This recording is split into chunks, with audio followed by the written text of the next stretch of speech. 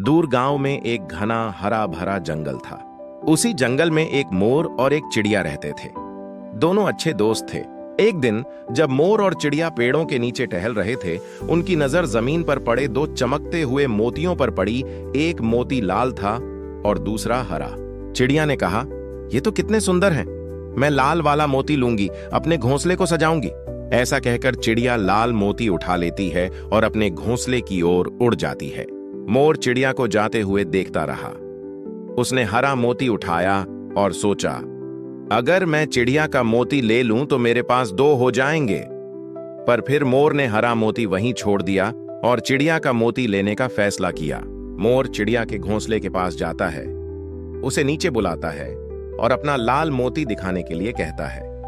चिड़िया अपने घोंसले में जाती है और वहां से लाल मोती लेकर मोर के सामने बड़ी खुशी से रख देती है।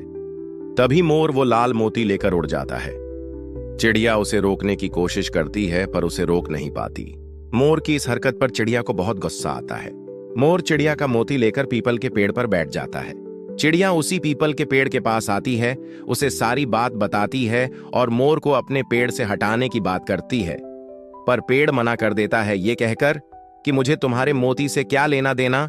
ये सुनकर चिड़िया बहुत दुखी हो जाती है। तभी उसे कुछ आवाज आती है। वो एक लकड़हारा था जो जंगल में लकड़ियां काट रहा था। चिड़िया वहां जाती है और सारी बात बताकर पेड़ को काटने के लिए कहती है, लेकिन लकड़हारा मना कर देता है, ये कहकर कि तुम्हारे मोती के लिए मैं पीपल का पेड़ नहीं काट सकता। चिड़िया निराश होकर राजा के दरबार में जाती है और उन्हें सारी बात बताकर लकड़हारे को दंड देने की बात करती है। पर राजा भी लकड़हारे की बात को सही मानते हैं और कहते हैं कि तुम्हारे एक मोती के लिए पीपल का पेड़ नहीं काटा जा सकता। ये सुनकर चिड़िया बहुत गुस्सा हो जाती है और रानी से शिकायत करने की बात करती है। चिड़िया रानी के पास जाती है और सारी बात बताकर राजा से रूठने की बात करती है, लेकिन रानी गुस्सा होकर कहती है, मैं तुम्हारे मोती के लिए राजा से नाराज नहीं होऊंगी। फिर चिड़िया रानी को सबक सिखाने के लिए अपने दोस्त चूहे के पास जाती है और उससे रानी के कपड़े कुतरा देने को कहती है, लेकिन चूहा मना कर देता है। चिड़िया वहां से उड़ जाती है और कहती है, मैं तुम्हारी शिकायत बिल्ली से करूंगी। चिड़िया बिल्ली के पास जाती है और चूहे को खाने के लिए कहती है, लेकिन बिल्ली उसकी बातों पर ध्यान नहीं देती। चिड़िया गुस्से में वहां से चली जाती है और कहती है, मैं तुम्हारी शिकायत कुत्ते से करूंगी। चिड़िया सिर झुकाकर कुत्ते से मदद मांगती है और बिल्ली को सबक सिखाने को कहती है, लेकिन कुत्ता भी मना कर देता है। चिड़िया वहां से निराश होकर अपने दोस्त चींटी के पास जाती है और रोते रोते सारी बात बताती है। तब चींटी कहती है, मैं तुम्हारी मदद करूंगी और तुम्हें तुम्हारा मोती दिलवा के रहूंगी। फिर चींटी अपने साथियों के साथ मिलकर एक सेना बनाती है और कुत्ते पर हमला कर देती है। कुत्ता उनसे रुकने की गुहार लगाता है। चींटियां रुकती हैं और कुत्ते से कहती हैं कि वो चिड़िया की मदद करे।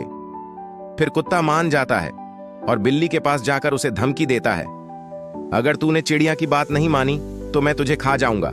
बिल्ली भागकर चूहे के पास जाती है और कहती है, अगर तूने चिड़िया की मदद नहीं की तो मैं तुझे खा जाऊंगी। फिर चूहा भी रानी के कमरे में जाकर उसके कपड़े कुतरने लगता है और कहता है, अगर आपने चिड़िया की बात नहीं मानी तो मैं आपके सारे कपड़े खा जाऊंगा। फिर रानी राजा के पास जाकर कहती है, अगर आपने चिड़िया की बात नहीं मानी तो मैं आपसे नाराज हो जाऊंगी और आपसे बात नहीं करूंगी।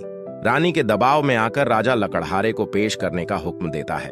फिर लकड़हारे के आते ही उसे डांटते हुए कहता है, जैसे चिड़िया कह रही है वैसे ही करो, वरना मैं तुम्हें दंड दूंगा। लकड़हारा पेड़ के पास जाता है और कहता है, आज मैं तुम्हें काट दूंगा क्योंकि तुमने चिड़िया की बात नहीं मानी और मोर को नहीं भगाया। ये सब सुनकर मोर डर जाता है और लकड़हारे से कहता है, ये पेड़ मत काटो, मैं चिड़िया को उसका मोती वापस कर दूंगा और उससे माफी मांग लूंगा। फिर मोर चिड़िया के पास जाकर उसका लाल मोती लौटा देता है और कहता है, मुझे माफ कर दो। फिर वहां से चला जाता है। चिड़िया वहीं लाल मोती अपनी दोस्त चींटी को दिखाती है और कहती है, ये रहा मेरा मोती, तुम्हारा बहुत बहुत धन्यवाद।